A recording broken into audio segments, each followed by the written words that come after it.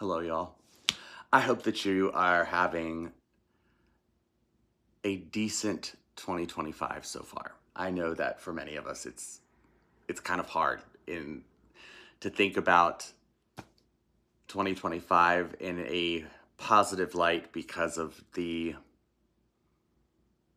travesty that is going to happen in January on January 20th. And ironically, it's January 6th. Um, which is like a national holiday for some, and then a national day of mourning and grief for the rest of us. And um, we just, even though we all knew that our concept of America was wrong, especially those of us who grew up in, as white kids. We had this ideal in our brain that America was this great land of opportunity and prosperity and hope. And for many of us, only in the last decade have we come to terms with the fact that we were wrong, that there were entire groups of people who lived and who experienced a very different America than what we were taught, and than what we thought about when we thought about our country. And so while we know that our America, the one that we kind of grew up with, was wrong, I think, at least for me, I'm still in the process of unpacking some of that. And so I guess there are certain things that I thought that when push came to shove, America would do the right thing. And it's just, it's just not true. And so my misconceptions once again come into play. My privileges come into play. How I was raised in a very faith-oriented, strict, America-loving environment, that comes into play. And so, yeah, today is a weird day for me because I'm still a little surprised that America elected the moron. Yeah. I'm not surprised. Surprised is the wrong word. I'm disappointed. I'm disappointed. It's hard to think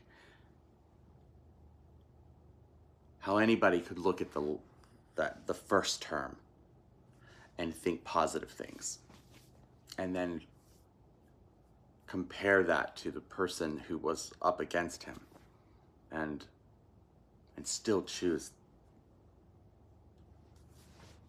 the travesty, the terribleness.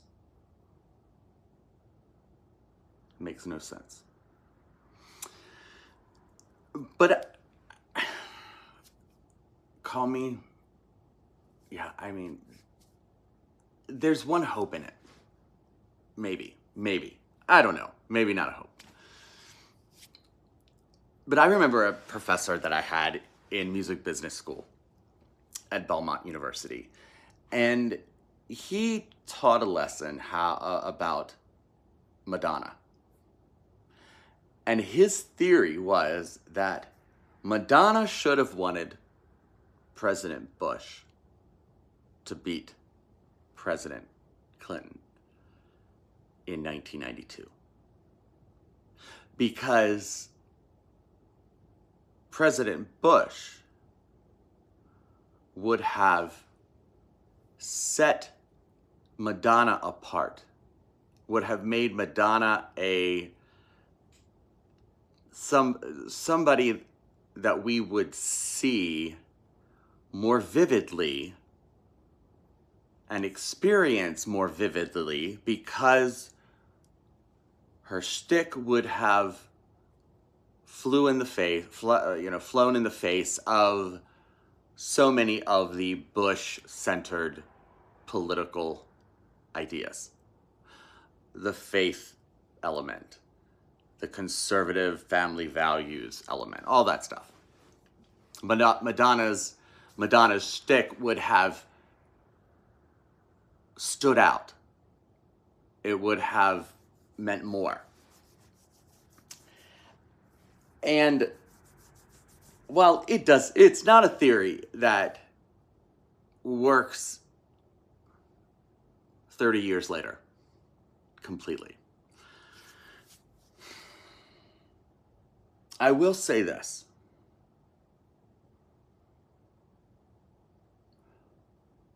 When I think about the idea of what's going to happen on January 20th, I am fueled with energy and ideas for what I think we need, for what I think I can do to bring beauty and light into the corners where the shadows seem to be very, very long. I get excited and energized to fight because the enemy is so vivid. The thing that we are going to be up against is so loud and so obnoxious and so very clear. And yes, we're all going to get exhausted again, because we know what the first 4 years were like, and they were terrible. And we anticipate this upcoming time to be even worse, because there are so many unknowns. There's like the Elon factor, and there's so many unknowns. But our ideas up against the backdrop of what's going to happen on January 20th. Maybe they will become more vivid, more potent, more necessary because of what happened on Election Day. That doesn't fix all of my fears. That doesn't fix all the things, because none of us need to fight this battle. But it's here, and it's in front of us. And if there is one hope in it all, is that maybe we all have a clearer idea of what we need to do, who our enemy is, how we can rally together, how we can come together. And that's my hope for this space here at Substack. I want us to become a unit of power and encouragement and hope. We need each other to get through this. And so I'm going to be updating a whole lot more in the coming weeks. I'm going to be doing weekly video updates, talking about everything from coming out to politics to, all the things. Sometimes it'll be like very current event. Sometimes it'll be very much more thought-oriented about what's going on in my story. I'm in a really good place, y'all. I'm in a really good place. More on that later. But I'm happy, despite what I know to be true about our country and where we're going. I think I know what I want to do and how I want to fight against it.